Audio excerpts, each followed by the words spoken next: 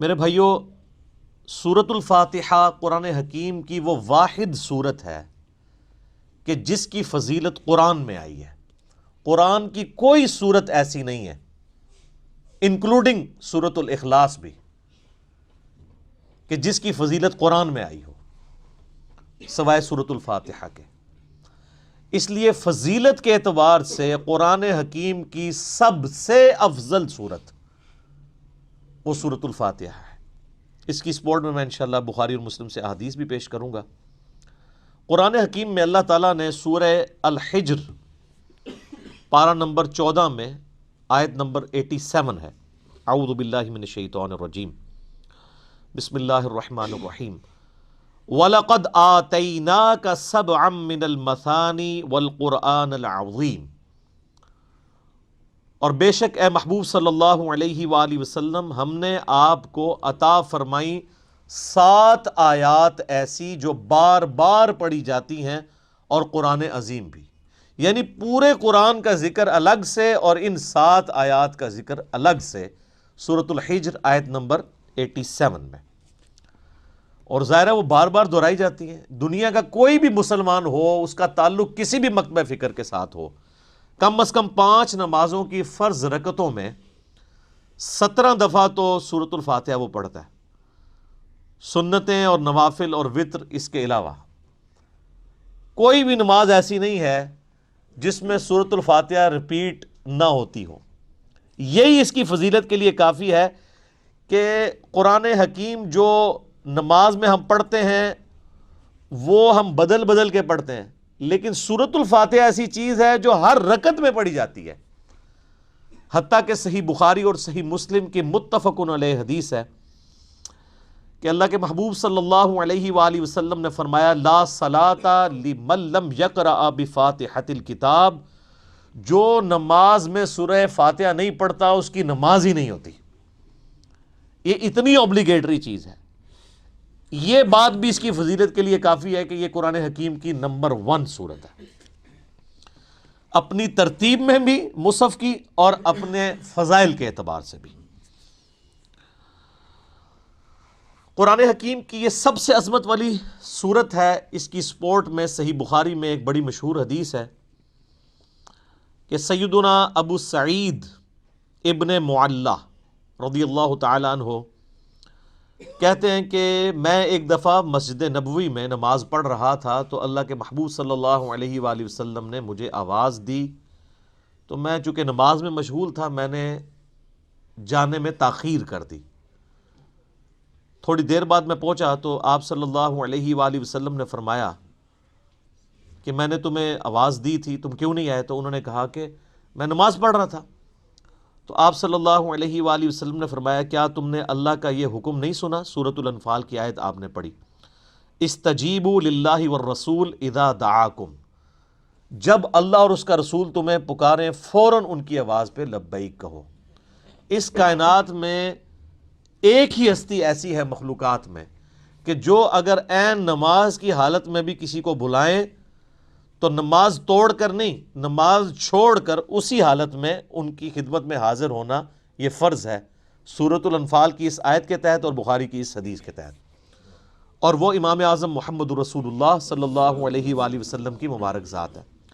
نماز توڑ کر نہیں، کیونکہ نبی علیہ السلام کی طرف جانا اللہ کے ایک حکم سے دوسرے حکم کی طرف جانا ہے۔ وہ جہاں پہ نماز اس نے چھوڑی ہوگی، اگر 1 رکعت پڑھی ہے، 2 پڑھی ہیں، 3 پڑھی ہیں، تو آ کر وہیں سے اپنی نماز شروع کرے گا، اس کی نماز ٹوٹے گی بھی نہیں۔ اس پہ اجماع امت ہے۔ بہرحال یہ جو ہمارے واعظین آئے دن کہانیاں کراتے رہتے ہیں کہ جی ماں آواز دے دے، باپ آواز دے دے، نماز توڑ دو، اس طرح کی کوئی حدیث نہیں ہے۔ البتہ یہ ضرور ہے کہ اگر زندگی موت کی کشمکش بن جائے، کوئی ایمرجنسی ہو جائے، تو آپ پھر نماز توڑ سکتے ہیں۔ لیکن نبی علیہ السلام کے کیس میں اگر بلایا جائے گا تو نماز توڑنی نہیں پڑے گی، بلکہ نماز وہیں پر چھوڑ کر آپ علیہ السلام کا حکم سننا پڑے گا۔ تو یہ آپ علیہ السلام نے ان کو تھوڑا سا یعنی ڈانٹ پلائی پیار محبت سے۔ پھر آپ نے اس صحابی کا ہاتھ اپنے ہاتھوں میں پکڑا اور پھر فرمایا کہ میں اس مسجد سے باہر نکلنے سے پہلے تمہیں قرآن حکیم کی سب سے عظیم سورت سکھاؤں گا۔ آپ علیہ السلام کی عادت تھی کہ آپ اگر کسی کو تھوڑا سا بھی سختی سے پیش آتے تھے تو پھر اس کے ساتھ دل جوئی بھی فرماتے تھے. آپ ہاتھ پکڑے اور فرمایا کہ میں تمہیں نا ایک تحفہ دوں گا.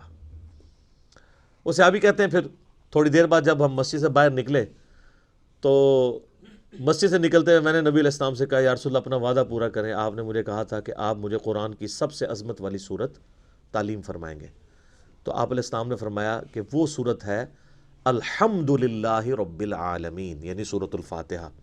اور پھر آپ علیہ السلام نے ساتھ ہی یہ سورہ ہجر کی آیت نمبر 87 بھی پڑھی کہ یہ وہ جو قرآن حکیم میں آیا ہے وَلَقَدْ آتَيْنَاكَ سَبْعًا مِّنَ الْمَثَانِ وَالْقُرْآنَ الْعَظِيمِ, یہ ہے وہ صورت جو قرآن حکیم میں اللہ نے مجھے عطا کی, جو 7 آیات بار بار دہرائی جاتی ہیں.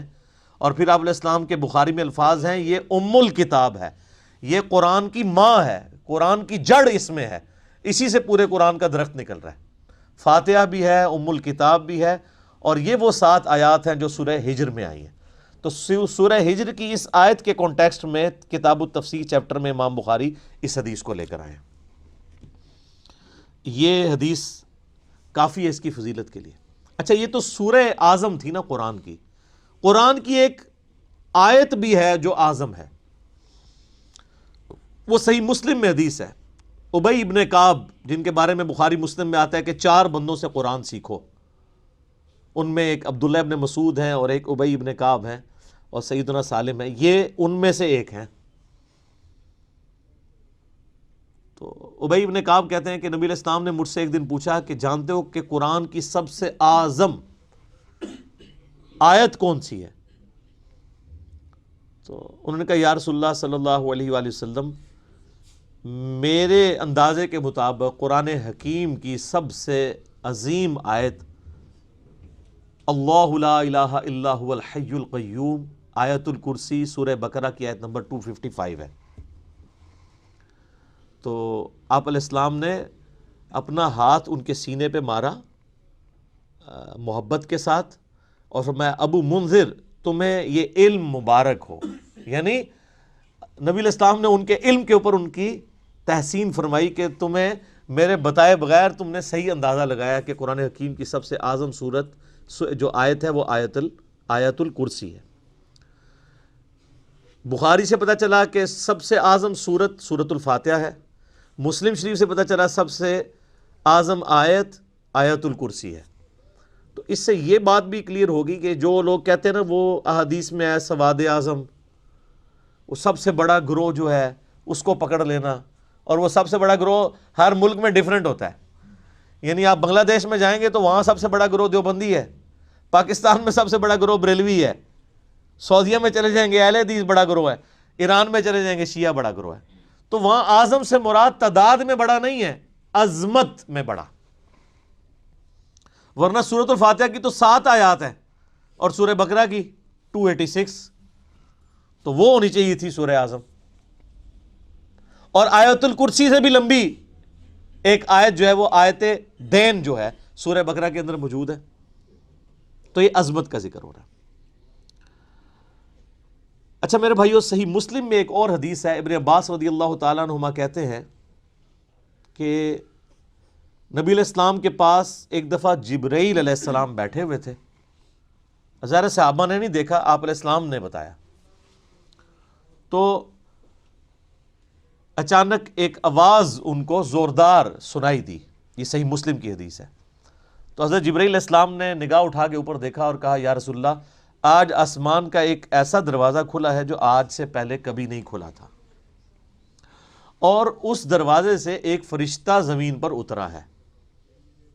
اتنے میں وہ فرشتہ حاضر ہوا نبی علیہ السلام کی خدمت میں.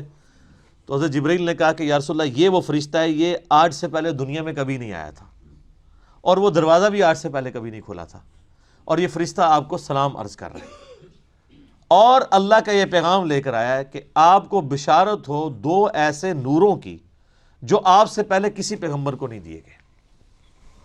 ان میں سے پہلی چیز سورۃ الفاتحہ ہے, اور دوسری چیز سورہ البقرہ کی آخری 2 آیات آمن الرسول بما انزل الیہ من ربہ والمؤمنون. تو سورۃ الفاتحہ وہ نور ہے جو کسی پیغمبر کو نہیں دیا گیا سوائے ہمارے محبوب صلی اللہ علیہ وآلہ وسلم کے۔ اچھا، صحیح بخاری کی جو میں نے حدیث بیان کی کہ سورہ اعظم ہے قرآن کی، اس کے تحت یہ بات تو بالکل کلیئر ہو گئی کہ نبی علیہ السلام نے سورۃ الفاتحہ کو جو تعلیم فرمایا اس کا آغاز کیا الحمدللہ رب العالمین سے۔ تو اس میں واضح اشارہ موجود ہے کہ بسم اللہ الرحمن الرحیم سورہ فاتحہ کا حصہ نہیں ہے، قرآن کا حصہ ہے۔ وہ تو ہر سورت کے آغاز میں بسم اللہ ہے سوائے سورہ التوبہ کے، اور سورہ نمل کے اندر آیت بھی ہے انہ من سلیمان و انہ بسم اللہ الرحمن الرحیم۔ لیکن جو سورتوں کے آغاز میں بسم اللہ لکھی جاتی ہے یہ سورت کا حصہ نہیں، قرآن کا حصہ ضرور ہے۔ تو چونکہ نبی علیہ السلام نے اس میں فرمایا الحمدللہ رب العالمین، تو اگر آپ علیہ السلام نے اس سورت کو تعلیم فرمانا ہوتا اس اعتبار سے کہ بسم اللہ اس کا حصہ ہوتی، تو آپ فرماتے کہ وہ سورت ہے بسم اللہ الرحمن الرحیم الحمدللہ رب العالمین۔ تو یہ اس بات کو تقویت دیتی ہے کہ بسم اللہ سورہ فاتحہ کا حصہ نہیں، لیکن نماز میں ہم پڑھتے ہیں، اس کے ساتھ پڑھیں گے، لیکن حصہ نہیں ہے۔ البتہ مسلمانوں میں اہل حدیث مکتبہ فکر اور امام شافعی کے جو مقلدین ہیں ان کا موقف ہے کہ بسم اللہ سورہ فاتحہ کا حصہ ہے۔ اہل تشیع کا بھی یہی موقف ہے۔ اسی لیے آپ اگر شیعہ کے چھپے ہوئے قرآن دیکھیں گے اور اہل حدیثوں کے، اب یہ میرے ہاتھ میں جو قرآن ہے یہ سعودیہ سے چھپا ہوا ہے، یہ اہل حدیث کا ہے، اس میں بھی بسم اللہ الرحمن الرحیم کو پہلی آیت انہوں نے ڈکلیئر کیا ہوا ہے، اور الحمدللہ رب العالمین کو دوسری آیت۔ امام حنیفہ رحمہ اللہ تعالی اور کئی ایک ائمہ کا یہ موقف ہے کہ سورہ فاتحہ کا حصہ نہیں ہے بسم اللہ۔ میرے نزدیک امام ابو حنیفہ رحمہ اللہ کا موقف احادیث کی روشنی میں مضبوط ہے، کیونکہ نبی علیہ السلام سورہ فاتحہ کا اعلان کرتے ہوئے اس کو الحمدللہ رب العالمین سے بتا رہے ہیں۔ اس سے بھی بڑھ کر دلیل ایک صحیح مسلم کی حدیث ہے، بڑی رکت انگیز حدیث ہے، اور وہ حدیث قدسی آپ نے اکثر سنی ہوگی۔ سیدنا ابو ہریرہ رضی اللہ تعالیٰ عنہ کہتے ہیں کہ اللہ کے محبوب صلی اللہ علیہ وآلہ وسلم نے فرمایا اس شخص کی نماز ناقص ہے، ناقص ہے، ناقص ہے جو سورہ فاتحہ نہیں پڑھتا نماز میں۔ تو کچھ تابعین نے عرض کیا کہ ابو ہریرہ جب ہم امام کے پیچھے ہوتے ہیں پھر ہم کیا کریں؟ تو انہوں نے کہا اقرأ بہا فی نفسک، تم پھر اپنے جی میں آہستہ آہستہ پڑھ لیا کرو۔ وہ جز القراء امام بخاری کی کتاب میں آتا ہے کہ وہ آپ نے جب امام سکتے کرتا ہے ان سختوں کے دوران پڑھنی ہے، امام کے ساتھ نہیں پڑھنی۔ اب یہ الگ سے ایک ٹاپک ہے، میں آج اس کو ڈسکس نہیں کروں گا۔ میرا یوٹیوب پہ کلپ ہے امام کے پیچھے فاتحہ اور اس کے ساتھ نیو لکھا ہوا ہے، اس میں نے موقف بیان کیا ہے۔ اور پھر نبی علیہ السلام نے فرمایا حدیث قدسی، یعنی اللہ کا فرمان بزبان محمد رسول اللہ صلی اللہ علیہ وآلہ وسلم، کہ اللہ تعالیٰ فرماتا ہے قسمت الصلاۃ بینی و بین عبدی نصفین۔ اچھا، یہ حدیث شیعہ کے ہاں بھی پائی جاتی ہے جو میں بیان کر رہا ہوں صحیح مسلم کی، اب کہ میں نے نماز اپنے اور اپنے بندے کے درمیان برابر تقسیم کر لی ہے، نصف میرے لیے ہے اور نصف میرے بندے کے لیے۔ اور نماز کسے کہا؟ سورہ فاتحہ کو، پوری نماز۔ پھر اللہ تعالیٰ نے فرمایا، نبی علیہ السلام فرماتے ہیں کہ جب میرا بندہ کہتا ہے الحمدللہ رب العالمین تو میں کہتا ہوں میرے بندے نے میری حمد بیان کی، میری تعریف کی۔ جب وہ کہتا ہے الرحمن الرحیم تو میں کہتا ہوں میرے بندے نے میری ثنا کی۔ جب وہ کہتا ہے مالک یوم الدین تو میں کہتا ہوں میرے بندے نے میری تمجید بیان کی، میری بزرگی کا اعتراف کر لیا۔ اور جب وہ کہتا ہے ایاک نعبد و ایاک نستعین تو یہ میرے اور میرے بندے کے درمیان کامن عہد اور بانڈ ہے، جو میرے بندے نے مجھ سے مانگا میں نے اسے دیا۔ اور جب میرا بندہ کہتا ہے اہدنا الصراط المستقیم صراط الذین انعمت علیہم غیر المغضوب علیہم ولا الضالین آمین، تو میرے بندے نے جو مجھ سے مانگا اس دعا میں نے اسے عطا کر دیا۔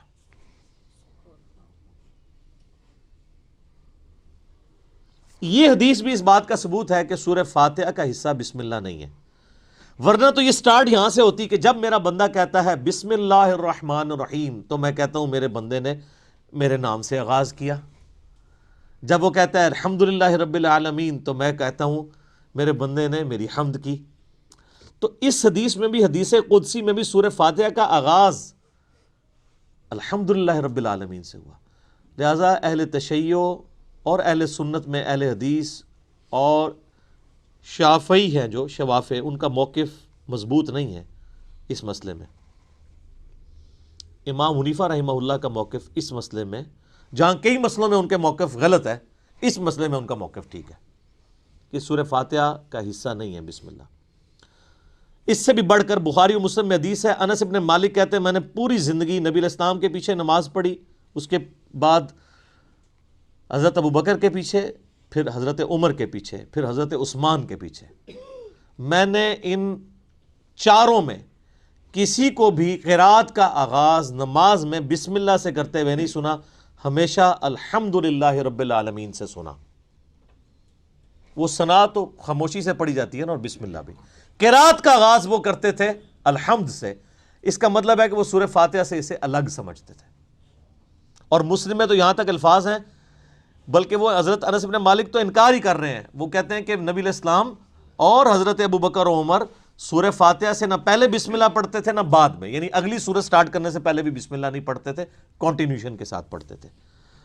بعض محدثین نے اس کی توجیہ بیان کی کہ اس سے مراد ہے کہ بلند آواز سے نہیں پڑھتے تھے، کیونکہ ثنا اور بسم اللہ آہستہ آواز سے پڑھنا تو ثابت ہے، تو آہستہ آواز سے پڑھنا ہی اس بات کی دلیل ہے کہ اس کو فاتحہ سے الگ کر کے پڑھتے تھے، لہٰذا وہ فاتحہ کا حصہ نہ ہوا۔ اچھا، اب ٹیکنیکلی اس کو آپ سمجھیں کہ سورہ فاتحہ کی یہ 7 آیات کیسے پوری ہوتی ہیں۔ مسلم میں جو یہ ہے نا الفاظ کے آدھی میرے لیے آدھی میرے بندے کے لیے، تو پھر سورہ فاتحہ آدھی ہوتی ہوگی نا کہیں پہ، کیونکہ آدھی میرے لیے اور آدھی میرے بندے کے لیے، تو آئیں پھر آدھی کر کے دیکھ لیتے ہیں۔ وہ سٹارٹ ہو رہا ہے اس حدیث میں جب میرا بندہ کہتا ہے الحمدللہ رب العالمین تو میں کہتا ہوں میرے بندے نے میری حمد کی، الرحمن الرحیم میرے بندے نے میری ثنا کی، مالک یوم الدین میرے بندے نے میری بزرگی کا اعتراف کیا۔ 3 آیتیں ہوگی۔ اس کے بعد آتا ہے ایاک نعبد و ایاک نستعین، یہ میرے اور میرے بندے میں کامن ہے، لہٰذا یہ آیت پھر سینٹر میں ہوگی، کیونکہ تینوں پہلی آیات جو ہیں وہ اللہ کی تعریف ہے، الحمدللہ رب العالمین، الرحمن الرحیم، مالک یوم الدین۔ ایاک نعبد و ایاک نستعین عہد ہے، اور کہا یہ کامن ہے، مراد یہ سینٹر میں ہے۔ اور اس کے بعد جتنی چیزیں وہ دعائیں ہیں، اہدنا الصراط المستقیم، یہ بندے کی ہوگی، صراط الذین انعمت علیہم غیر المغضوب علیہم ولا الضالین آمین۔ یہ 3 آیات اللہ سے دعا ہوئی، یہ بندے کے لیے، اور اس میں الفاظ ہیں جو میرے بندے نے مانگا میں نے دے دیا۔ پہلی 3 اللہ کی ثنا، اور سینٹر والی ایاک نعبد و ایاک نستعین کامن بانڈ۔ ٹھیک ہو گیا؟ اس سے بھی مزے کی بات، ایاک نعبد و ایاک نستعین بھی سینٹر ہو جاتی ہے، یہ ایک آیت ہے نا، ایاک نعبد، اے اللہ ہم تیری عبادت کرتے ہیں، یہ بھی اللہ کی تعریف، و ایاک نستعین، اور دعا تجھ سے کرتے ہیں۔ واو پہ آگے سینٹر بنتا ہے، اس واو سے پہلے 3.5 آیات اس طرف ہیں اور 3.5 آیات اس طرف ہیں، یہ بالکل سینٹر بنتی ہے واو، ایاک نعبد، اور وہ اسی لیے حدیث میں ہے نا یہ کامن ہے۔ کامن کیوں ہے؟ ایاک نعبد میرے بندے نے میری عبادت کی، و ایاک نستعین میرے بندے نے مجھ سے مانگا، اور کیا مانگا؟ اہدنا الصراط المستقیم صراط الذین انعمت علیہم غیر المغضوب علیہم ولا الضالین آمین۔ تو یہ اتنی مضبوط دلیل ہے، یہ جتنے دلیل کیا کتنے دلائل میں نے سامنے رکھ دیے ہیں کہ جس کے بعد کوئی گنجائش نہیں رہتی کہ کوئی بندہ ہٹ درمی پہ اور ضد پہ آ جائے۔ شیخ زبیر لزئی رحمہ اللہ تعالیٰ سے 2008-9 کی بات ہے، میں نے، اب چونکہ وہ اہل حدیث تھے تو اہل حدیث کی کوشش ہوتی ہے کہ امام حنیفہ ہر مسئلے میں غلط ثابت ہو جائے، تو میں نے ان کے سامنے کہا جی اب آپ کو چیک کرتے ہیں، ہم بخاری مسلم کو مانتے ہیں کہ وہ یہ نہ ہو کہ امام حنیفہ کی دشمنی آپ کو اس پہ نہ ابھار دے کہ آپ سچائی سے اناد کریں۔ تو مجھے کہتے ہیں نہیں وہ بسم اللہ حصہ ہے فاتحہ کا۔ میں نے کہا جی یہ واضح احادیث ہیں، یہ میں نے سارے دلائل آپ کو بھی سن کے اندازہ ہو گیا ہوگا، اس کے بعد کوئی بندہ یا مان سکتا ہے یا چھڑولی چھوڑ سکتا ہے آگے سے، بالکل واضح بات ہے۔ تو ان باتوں کا ان کے پاس کوئی جواب نہیں تھا، وہ کہتے ہیں نہیں امام شافی، میں نے کہا امام شافی کو چھوڑیں، آپ کہتے ہیں کتاب و سنت، اب آپ کہہ رہے ہیں امام شافی کہتے ہیں بسم اللہ حصہ ہے۔ ہم آپ کو بخاری مسلم سے ثابت کر رہے ہیں کہ سورہ فاتحہ کا حصہ نہیں ہے بسم اللہ۔ بہرحال نماز میں بھی پڑھیں گے، قرآن میں بھی پڑھا جائے گا، قرآن کا حصہ ہے سورہ فاتحہ سے پہلے پڑھنا، اور نماز میں بھی ہم بسم اللہ پڑھنا سنت ہے، بسم اللہ پڑھ کے ہی سورہ فاتحہ پڑھی جاتی ہے۔ جب بالکل پہلی دفعہ پڑھی جائے گی پھر تو اعوذ باللہ بھی پڑھا جائے گا، یہ بھی ذہن میں رکھیے گا۔ پہلی رکعت میں تو اعوذ باللہ سے بھی سٹارٹ کریں گے، باقی رکعتوں میں صرف بسم اللہ سے۔ کیوں؟ قرآن جب بھی پڑھا جائے گا نا تو اعوذ باللہ سے آغاز ہوگا۔ ایون آپ نے قرآن پڑھتے پڑھتے تلاوت روک دی، بند کی، کسی سے گپ شپ کی، دوبارہ پڑھیں گے تو اعوذ باللہ سے۔ اور اس کا حکم جو ہے سورۃ النحل آیت نمبر 98 میں موجود ہے، فَإِذَا قَرَأْتَ الْقُرْآنَ فَاسْتَعِذْ بِاللَّهِ مِنَ الشَّيْطَانِ الرَّجِيمِ، پس تو جب بھی قرآن کی قرات کرنے لگے تو اللہ کی پناہ حاصل کر لیا کر شیطان مردود کے اگینسٹ۔ کیوں؟ اگر آپ شیطان کے اگینسٹ اللہ کی پناہ نہیں حاصل کریں گے تو قرآن پڑھ کے آپ غلط رزلٹ بھی نکال سکتے ہیں، اس میں قرآن کا قصور نہیں ہے۔ اگر ایک اچھی گاڑی ہے اس پہ ڈرائیور غلط بیٹھ گیا جا کے ٹھوک دیتا ہے تو گاڑی کا تو قصور نہیں ہے۔ تو قرآن حکیم سے غلط رزلٹ جان بوجھ کے لوگ نکال سکتے ہیں، جب تک کہ اپنے آپ کو قرآن کے سامنے سرنڈر نہ کریں اور اللہ تعالیٰ کے سامنے اپنے آپ کو پیش نہ کریں شیطان کے اگینسٹ کہ یا اللہ تو ہی پناہ دے ہمیں اس کے اگینسٹ، ورنہ قرآن حکیم وہ پڑھیں گے تو اس سے غلط رزلٹ بھی نکال سکتے ہیں، وَلِعَوْذُ بِاللَّهِ تعالیٰ، اس لیے حکم دیا گیا۔ اچھا، بخاری مسلم کی ایک حدیث بڑی مزے کی ہے۔ صحابہ کرام کا قافلہ کہیں جا رہا تھا، راستے میں انہوں نے ایک جگہ پانی کے لیے پڑاؤ کیا، تو وہاں پہ ایک قبیلہ آباد تھا، انہوں نے صحابہ کرام کی کوئی مہمان نوازی نہیں کی، لیکن اسی دوران ان کے قبیلے کے سردار کو ایک سانپ یا بچھو نے ڈس لیا۔ یہ حدیث بخاری میں بھی ہے اور مسلم میں بھی۔ تو جب وہ سانپ اور بچھو نے ڈس لیا تو وہ صحابہ کرام کے پاس آئے اور کہا کہ تم میں سے کوئی ایسا ہے جو جھاڑ پھونک کر سکتا ہو، دم ڈال سکتا ہو زہریلے جانور کا؟ تو ایک صحابی نے کہا ہاں مجھے ایک دم آتا ہے، لیکن میں یہ بکریوں کا پورا ریوڑ اس کے عوض معاوضہ لوں گا۔ مرتے کیا نہ کرتے، پھنسے ہوئے تھے، انہوں نے کہا ٹھیک ہے۔ اس نے جا کے دم ڈالا سورہ فاتحہ پڑھ کے، تو حدیث کے الفاظ ہیں وہ بندہ اس طرح ہو گیا جیسے مردہ زندہ ہو جاتا ہے اس کے اثر سے، دم کے۔ بکریوں کا ریوڑ حوالے کیا۔ اب صحابہ کرام میں اختلاف ہو گیا، ایک گروہ نے کہا کہ یہ تو آپ نے قرآن پڑھنے کی اجرت لے لی ہے، یہ تو حرام ہے، زیادہ پرہیزگار لوگ بھی ہوتے ہیں نا۔ دوسروں نے کہا نہیں ہم نے معاوضہ لیا، بالکل ٹھیک ہے۔ بہرحال یہ طے پایا کہ نبی علیہ السلام سے جا کے فیصلہ کروائیں گے۔ آپ علیہ السلام کے پاس آئے تو آپ صلی اللہ علیہ وآلہ وسلم نے پہلے تو اس کی تحسین کی کہ تو نے یہ بہت بڑی انوینشن کی ہے، تجھے کس نے بتا دیا کہ سورہ فاتحہ میں اتنی شفا ہے؟ سورہ فاتحہ شفا بھی دیتی ہے۔ اور پھر آپ علیہ السلام نے فرمایا ان احق ما اخذتم علیہ اجرا کتاب اللہ، سب سے بہترین چیز جس کے اگینسٹ تم معاوضہ طلب کر سکتے ہو وہ اللہ کی کتاب ہے۔ اور پھر آپ علیہ السلام نے فرمایا کہ وہ جو بکریاں لی ہیں نا اس میں سے کچھ حصہ مجھے بھی دو تاکہ امت کے لیے کنفرم ہو جائے کہ یہ مال حلال ہے۔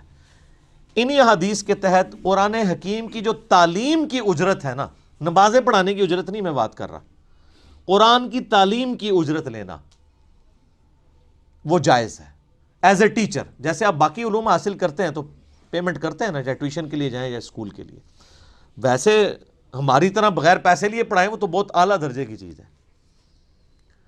تو اسی کے تحت جو ہے نا وہ آپ علماء سے پوچھیں نا نمازیں پڑھانے کی تنخواہ لے رہے ہیں، وہ کہتے ہیں نہیں نہیں نہیں ہم تو تعلیم کی لیتے ہیں، اور تعلیم دیتے بھی کوئی نہیں۔ اب تو بچوں کو لوگوں نے بھیجنا ہی چھوڑ دیا مسجد کے اندر۔ تو بل ایسی مساجد جہاں پر ٹیچرز جو ہیں وہ قرآن حفظ کر رہے ہیں، قرآن کی تعلیم دے رہے ہیں، اور پیرلل میں وہی ٹیچرز باری باری نماز پڑھاتے ہیں، تو وہ تو بغیر تنخواہ کے پڑھا رہے ہیں، وہ تنخواہ تو تعلیم کی لے رہے ہیں۔ امام حنیفہ رحمہ اللہ تعالیٰ تو مطلقاً امام مسیح کی تنخواہ کو حرام سمجھتے ہیں، لیکن بعد میں فقہ حنفی والوں نے متاخرین کے فتوے کے تحت اسے جائز سمجھا ہے۔ تو بل قرآن کی تعلیم والا معاملہ بالکل ٹھیک ہے۔ اب رہی وہ حدیث بخاری و مسلم کی کہ لا صلاۃ لمن لم یقرأ بفاتحۃ الکتاب، جو فاتحہ نہیں پڑھتا اس کی نماز نہیں ہوتی۔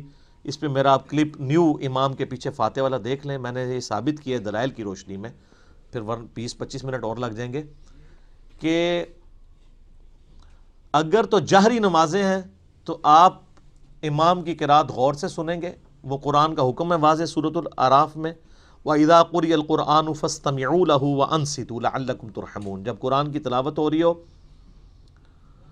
تو تم خاموشی اختیار کرو اور بڑے غور کے ساتھ سنا کرو تاکہ تم پر رحم کیا جائے۔ البتہ جو سری نمازیں ہیں جیسے عصر کی نماز ہے اور ظہر کی نماز ہے، اور جو جہری نمازیں ہیں ان کی بھی جو آخر والی رکعتیں ہیں وہ بھی سرن ہی ہوتی ہیں نا۔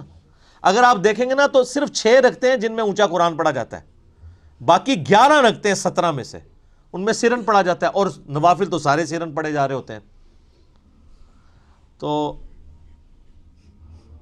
ان میں آپ امام کو غور سے سنیں، اور اگر امام سکتہ دے دے، جیسے جز القراء میں امام بخاری نے مقدمہ یہ پیش کیا ہے کہ قرآن کہتا ہے کہ جب قرآن پڑھا جائے خاموشی سے سنو، حدیث کہتی ہے فاتحہ کے بغیر نماز نہیں ہوتی، تو وہ کہتے ہیں اس کا آپٹیمل سولوشن یہی ہے جو سنن ابی داؤد میں حدیث بھی ہے کہ نبی علیہ السلام سکتے کیا کرتے تھے، رکوع میں جانے سے پہلے ایک سکتہ ہوتا تھا، اور حضرت ابو ہریرہ کہتے ہیں کہ امام کے سکتے کو فاتحہ کے لیے غنیمت سمجھو جز القراء میں۔ لہٰذا مسلم کی جو حدیث ہے نا اقرا بہا فی نفسک، اس میں حضرت ابو ہریرہ یہ نہیں کہہ رہے کہ امام کے ساتھ ساتھ جی میں پڑھو، وہ سکتے کا ہی ذکر کر رہے ہیں کیونکہ دوسری جگہ اس کی تفسیر موجود ہے۔ تو یہی موقف امام ابن تیمیہ کا بھی ہے، حالانکہ اہل حدیث امام ابن تیمیہ کو بڑا مانتے ہیں، لیکن امام ابن تیمیہ جو ہے وہ جہری نمازوں میں سننے کے اور سرن میں پڑھنے کے قائل ہیں۔ شیخ البانی بھی یہی موقف رکھتے ہیں، مولانا مودودی رحمہ اللہ کا بھی یہ موقف ہے، ڈاکٹر اسرار صاحب کا بھی یہ موقف ہے، اور ایون جو سعودیہ سے قرآن چھپتا ہے احسن البیان، اس میں بھی لکھا ہوا ہے کہ قرآن اور حدیث دونوں پہ عمل کرنا چاہیے، جب امام قرات کر رہا ہو تو خاموشی سے سننی چاہیے، اور سکتے میں پڑھنا چاہیے اگر سکتے میں آپ کو موقع ملے۔ ایون حافظ ابن کثیر نے بھی تفسیر ابن کثیر میں آ کے اینڈ پہ اسی موقف کو ہی ترجیح دی ہے، اور یہی موقف امام مالک رحمہ اللہ تعالیٰ کا ہے جو سب سے مضبوط موقف ہے۔ میں نے اس کے دلائل بھی اور پورے ان کا جو کاؤنٹر نیریٹو ہے، اب ظاہر ہے کہ یہ موقف اڈاپٹ کریں گے تو آپ کو حنفیوں کے ساتھ بھی منہ ماری کرنی پڑے گی اور اہل حدیث کے ساتھ بھی، تو اس کے لیے آپ میرا وہ کلپ دیکھ لیں تو آپ کو انشاءاللہ کلیئر ہو جائے گا۔